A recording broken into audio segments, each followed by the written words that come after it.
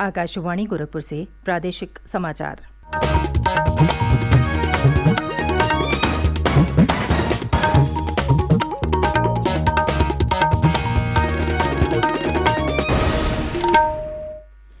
नमस्कार। समाचार बुलेटिन के साथ मैं सुकीर्ति अस्थाना। पहले मुख्य समाचार। प्रधानमंत्री नरेंद्र मोदी आज लखनऊ में करेंगे 3 दिवसीय अर्बन कॉन्क्लेव का शुभारंभ और शहरी विकास विभाग की कई योजनाओं का उद्घाटन।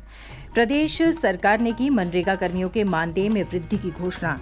इसी महीने से लागू किया जाएगा बढ़ा हुआ मानदेय। लखीमपुर खीरी जनपद के हिंसा मामले में राज्य सरकार ने की मृतक किसानों के परिजनों को 45-45 लाख रुपए की अनुग्रह राशि देने की घोषणा। परिवार के एक सदस्य को दी जाएगी सरकारी नौकरी। और केंद्र सरकार ने कहा, बच्चों के देशव्यापी कोविड टीकाकरण अभियान में गंभीर बीमारियों से ग्रस्त बच्चों को दी जाएगी प्राथमिकता।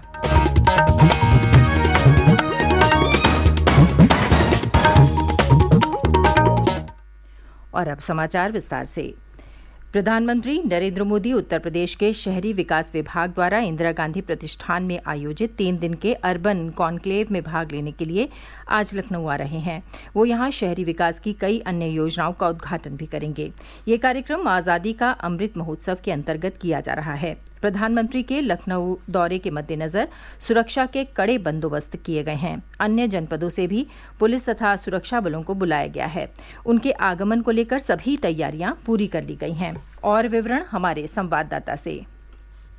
प्रधानमंत्री के आगमन से जुड़ी जानकारियां देते हुए प्रदेश के शहरी विकास मंत्री आशुतोष टंडन गोपाल जी ने कहा कि इस अवसर पर 75 बेहतरीन भवन निर्माण की तकनीक प्रदर्शित की जाएंगी। देश भर के सभी राज्यों के शहरी विकास मंत्रियों के इस 3 दिवसीय कॉन्क्लेव में पहुंचने की उम्मीद की जा रही है, जहां प्रधानमंत्री की मौजूदगी में शहरी विकास की सर्वश्रेष्ठ पद्धतियों को प्रदर्शित किया जाएगा। प्रधानमंत्री इस अवसर पर उत्तर प्रदेश के सभी 75 जिलों के प्रधानमंत्री आवास योजना शहरी के 75,000 लाभार्थियों को डिजिटल चाबी प्रदान करेंगे। इसके अलावा वो चुनिंदा 5 लाभार्थियों से बातचीत भी करेंगे। गोपाल जी ने बताया कि प्रधानमंत्री नरेंद्र मोदी इस मौके पर 75 इलेक्ट्रिक बसों को हरी झंडी दिखाकर रवाना करेंगे, जो प्रदेश के विभिन्न स्मार्ट शहरों में चलेंगी। 10 स्मार्ट शहरों की 75 सफलता की कहानियों को प्रस्तुत करती कॉफी टेबल बुक का भी प्रधानमंत्री नरेंद्र मोदी उद्घाटन करेंगे। सुशील चंद्र तिवारी, आकाशवाणी समाचार, लखनऊ।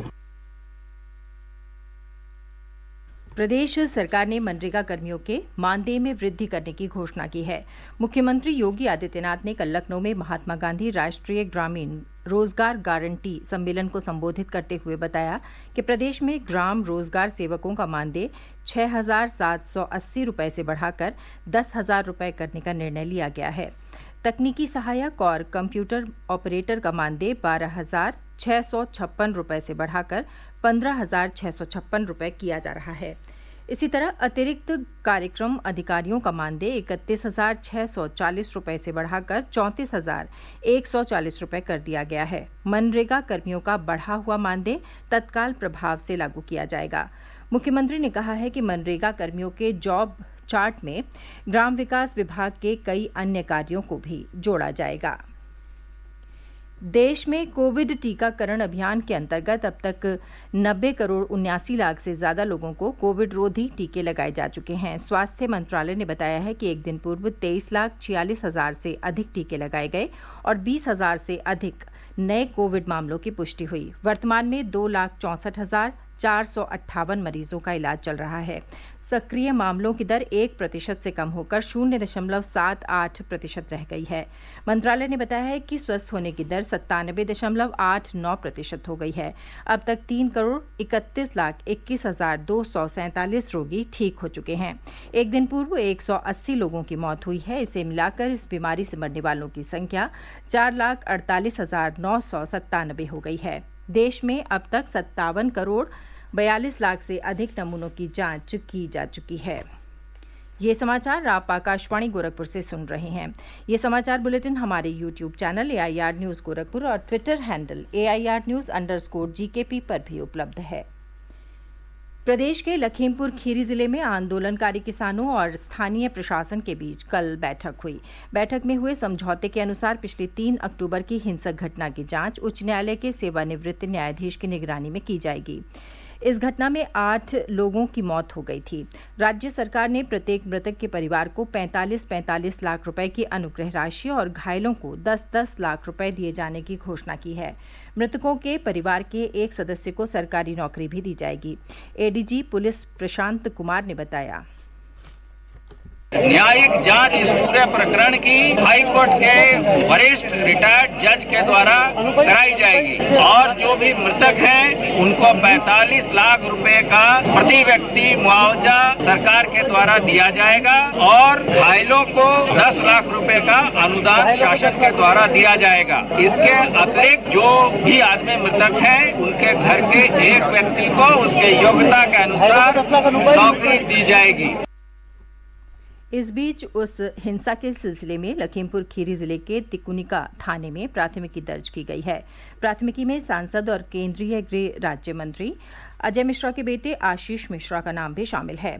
रेलवे ने एहतियात के तौर पर लखीमपुर जिले से गुजरने वाली 3 रेलगाड़ियों को रद्द कर दिया है। लखीमपुर खीरी का दौरा करने वाले कई नेताओं को पुलिस ने हिरासत में ले लिया, जिसमें समाजवादी पार्टी प्रमुख अखिलेश यादव, कांग्रेस महासचिव प्रियंका गांधी, चंद्रशेखर और कई अन्य नेता शामिल हैं, जिन्हें बाद में रिहा कर दिया गया। मुख्यमंत्री योगी आदित्यनाथ ने लखीमपुर खीरी के लोगों से शांति बनाए रखने, घर पर रहने और अफवाहों पर ध्यान न देने की अपील की है। केंद्र सरकार कोविड रोधी टीकाकरण अभियान में गंभीर बीमारियों से ग्रस्त बच्चों को प्राथमिकता देगी।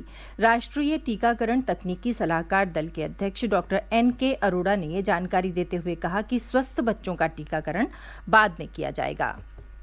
देश ने ये डिसाइड किया है कि पहले सारे वयस्कों को टीका लगाया जा सके जिनसे उनको बचाया जा सके और उसके बाद जो स्वस्थ बच्चे हैं उनको टीकाकरण किया जाएगा। तो ये उम्मीद है कि स्वस्थ बच्चों का टीकाकरण अगले साल की पहली तिमाही में हम लोग आरंभ कर सकेंगे। श्री अरोड़ा ने कहा कि देश के विभिन्न जिलों में टीकाकरण के ऐसे प्रबंध किए जा रहे हैं जिससे बच्चों को जिले से बाहर की यात्रा की जरूरत न पड़े। उन्होंने कहा कि भारत के औषधि नियंत्रक ने अगस्त माह में वयस्कों और 12 वर्ष से अधिक आयु के बच्चों को आपात स्थिति में जाइडस कैडिला की DNA वैक्सीन दिए जाने को मंजूरी दी थी। अभी हाल ही में कैडिला जाइडस की वैक्सीन DNA वैक्सीन ज़ाइकोवी-D आई है जो 12 से 17 साल में सुरक्षित है और प्रभावी है। इस वैक्सीन को अभी फिलहाल केवल किशोर अवस्था के लोगों को, बच्चों को नहीं दिया जाएगा जो स्वस्थ हैं। केवल उन बच्चों को दिया जाएगा जिनमें कुछ सीरियस बीमारी है, हो सकती है और जिसकी वजह से कोरोना का प्रभाव ऐसे बच्चों में अधिक होता है।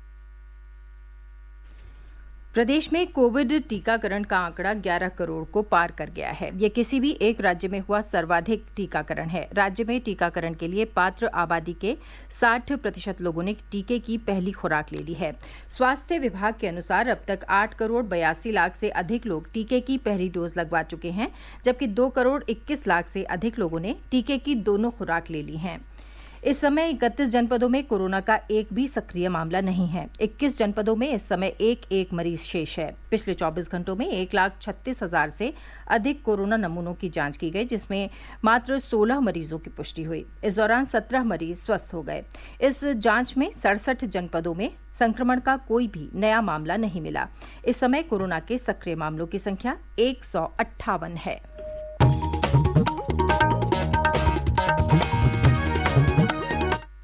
और अंत में मुख्य समाचार एक बार फिर।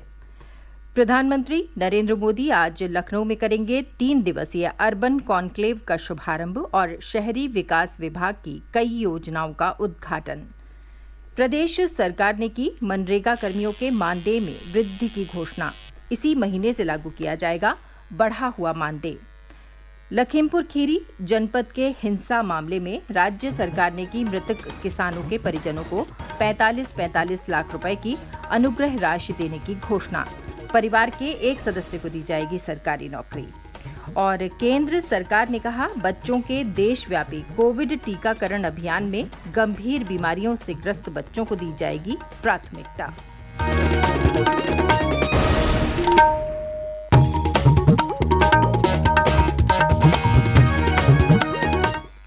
इसके साथ ही ये समाचार बुलेटिन समाप्त हुआ। नमस्कार।